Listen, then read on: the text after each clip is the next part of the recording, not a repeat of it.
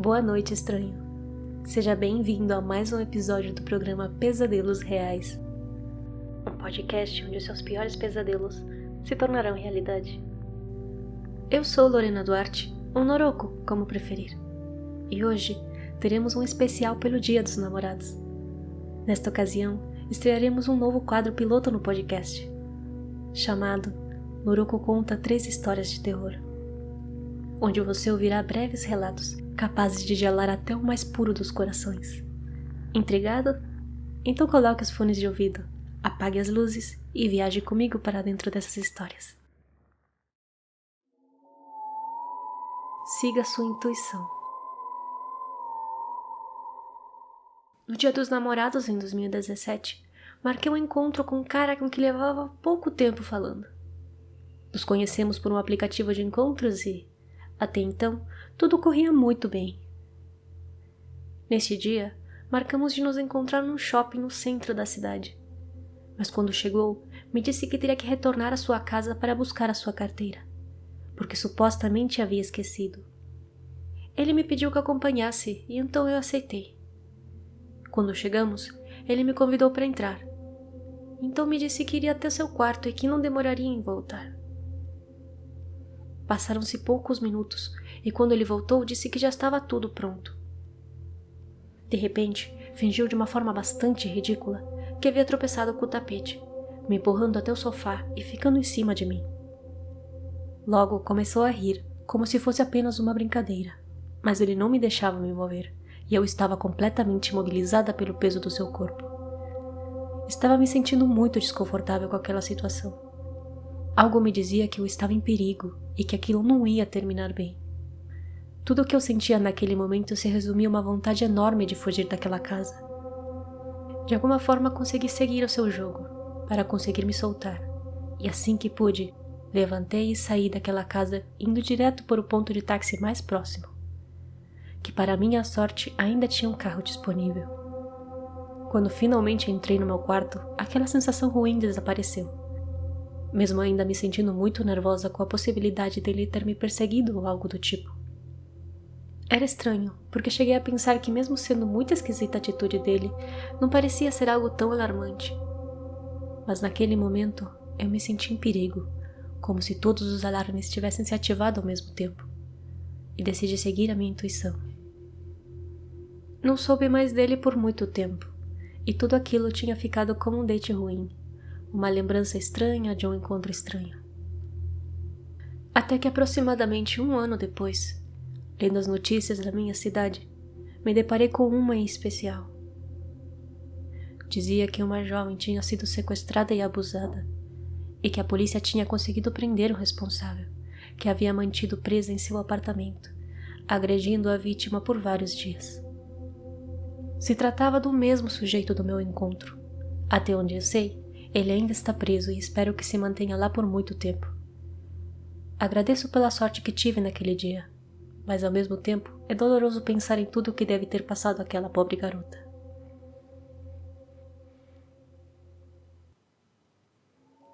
O último encontro.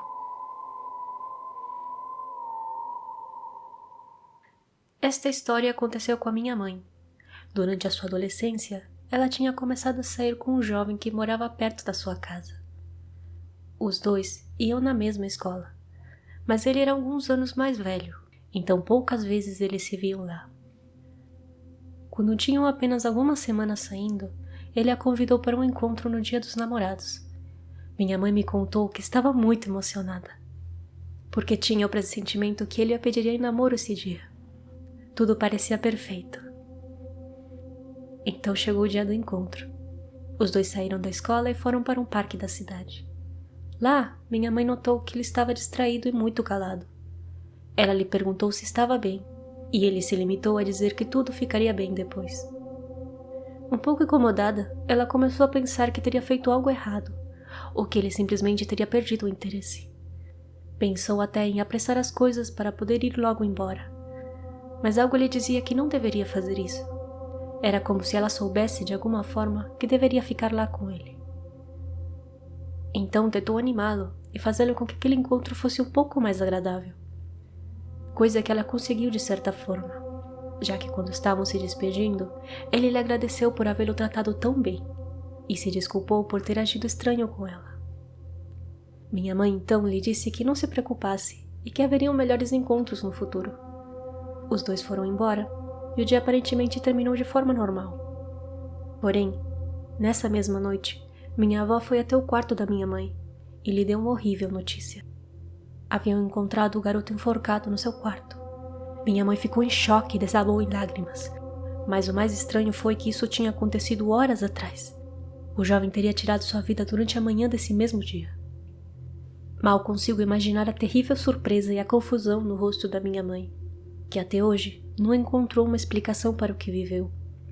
Ela pensa que ele queria se despedir de alguma maneira, e lhe conforta um pouco imaginar que antes que sua alma partisse para onde seja que as almas descansam, foi ter um estranho encontro no parque com ela. Uma encomenda especial. O Dia dos Namorados era um momento de muito trabalho para nós. Eu sei bem disso, porque trabalhei por um tempo em uma floricultura. Nessa data, costumávamos abrir cedo e terminar o trabalho bem entrada à noite. Muitas pessoas encomendavam nossos serviços de entrega de flores a domicílio. Numa dessas datas, eu tinha acabado de voltar da minha última entrega do dia. Cheguei na floricultura um pouco antes dos meus colegas e estava quase na hora de fechar, quando recebemos uma ligação de um homem solicitando o serviço de entregas. Fiquei frustrado, me sentia cansado e também tinha planos com a minha namorada nessa noite, mas pensei que não queria mal uma hora extra. Atendi o senhor. Pela sua voz parecia um homem de meia idade. Falava muito devagar e dizia: "Boa noite. Eu preciso que entreguem um buquê de rosas para minha namorada. Hoje é um dia muito especial para nós. Meu nome é José Alcântara e este é o endereço para onde você deve levá-lo. Estarei ali para te pagar." "Certo, senhor. Já estou a caminho." O endereço que ele me deu era um pouco estranho, um pouco afastado das nossas entregas normais, mas a minha ideia era ir e entregar o buquê o mais rápido possível. Durante o caminho, percebi que era uma área isolada. Havia realmente poucas casas na área, mas consegui chegar ao endereço indicado. No local, havia uma casinha, nada de extraordinário, mas parecia que não havia ninguém e as luzes estavam apagadas. Desci da moto e me aproximei com o buquê nas mãos. Bati na porta e ninguém me respondeu. Então liguei para o número do Sr. Alcântara e consegui ouvir o toque do telefone vindo de dentro da casa, o que indicava que eu estava no lugar certo, e quem quer que tinha feito aquele pedido deveria estar lá. Antes de desligar, uma luz fraca que vinha de dentro me fez olhar pela janela. Descobri que aquela luz era de um celular antigo, talvez usado pelo cliente para nos fazer o pedido.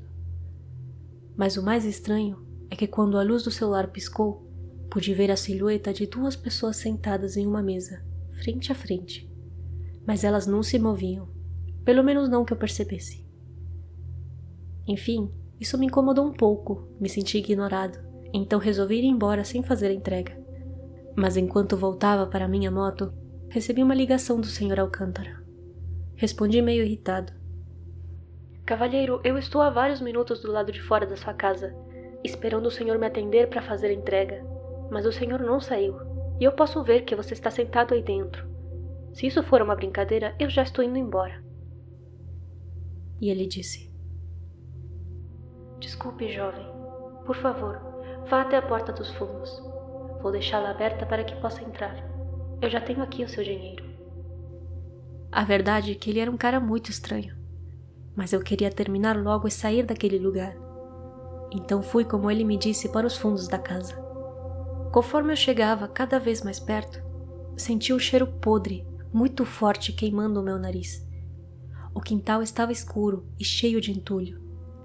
Então tentei iluminar o caminho com a luz do celular, para não pisar em nada nojento e terminar de arruinar a minha noite. Foi então que encontrei um buraco enorme no chão, tinha vários metros de profundidade. Iluminei com a tela do celular e fiquei chocado com o que vi. De dentro do buraco, saíram centenas de vermes e eram muito nojentos.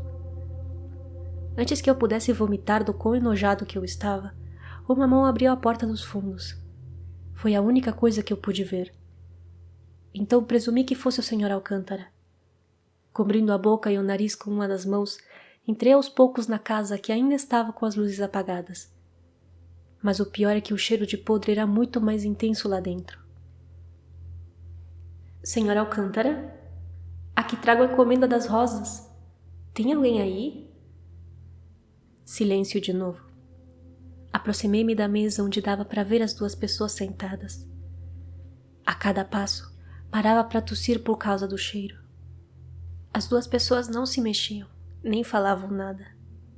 Eu as iluminei com o celular e foi aí quando senti que meu corpo ia desfalecer. O meu coração parecia querer sair do peito. Aquelas duas pessoas eram nada mais do que 2 cadáveres, cheios de vermes e insetos que ainda devoravam a sua carne. Estavam cobertos de terra e claramente eram de um homem e uma mulher. Desta vez, eles pareciam estar olhando diretamente para mim. Aquilo foi o suficiente para me fazer jogar um buquê no chão e sair correndo daquele maldito lugar. Eu tinha certeza que aqueles corpos tinham saído daquele buraco lá fora. Eu não entendia nada, mas também não queria saber. Fugir de lá era uma questão de sobrevivência. Cheguei onde tinha deixado a moto tentando recuperar o fôlego e saí o mais rápido que pude. Quando voltei para a floricultura, contei ao meu chefe que tentaram me assaltar e que não consegui fazer entrega. Como eu era um bom funcionário, ele não perguntou mais nada. Essa noite, cancelei os planos que tinha de passar a noite com a minha namorada. Prometi que iria no dia seguinte, porque já não tinha mais cabeça para nada. Não conseguia parar de pensar no que tinha visto naquela casa. Ainda intrigado e com medo, decidi pesquisar na internet sobre algum José Alcântara. E depois de um bom tempo, encontrei um artigo sobre um casal que tinha sido descoberto morto dentro de um buraco no pátio da sua casa. Ao parecer, tinham tirado as suas vidas na noite do Dia dos Namorados, há muitos anos atrás. Algumas horas depois, eu estava quase dormindo, quando recebi uma ligação. Dessa vez era de um número desconhecido, mas eu reconheci na hora a voz do outro lado que dizia: Jovem, a minha esposa amou as rosas, mas o senhor foi embora sem cobrar e lamentamos muito pelo ocorrido. Vamos lhe pagar em breve. Depois disso, pedi demissão.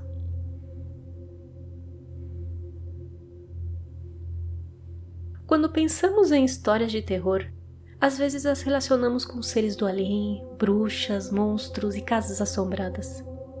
Mas algumas vezes, esses relatos podem se tratar de coisas tão cotidianas como o sentimento humano. O amor, por exemplo, é um sentimento que, se levado ao extremo, pode se transformar em algo sombrio e completamente doentio. Ciúmes, amantes que se vão e voltam da morte à procura do seu amor, sentimentos não correspondidos, relacionamentos tóxicos e amores impossíveis. Nesse mundo, uma história de amor pode facilmente se converter em um pesadelo feito realidade. Gostou do programa de hoje? Então lhe convido a me seguir lá no Instagram, no @podcast Pesadelos Reais. Compartilhe este episódio com seus amigos para me ajudar a chegar a mais estranhos como você. A ambientação musical é obra do talentoso Repulsive. Por favor, visite-o nas suas redes sociais que estarão na descrição desse episódio. Me despeço por hoje, desejo que passem um excelente Dia dos Namorados, já seja na companhia de alguém ou na companhia de um chocolate quente e um bom filme de terror. Lhe envio um abraço psicológico bem apertado e até o próximo episódio.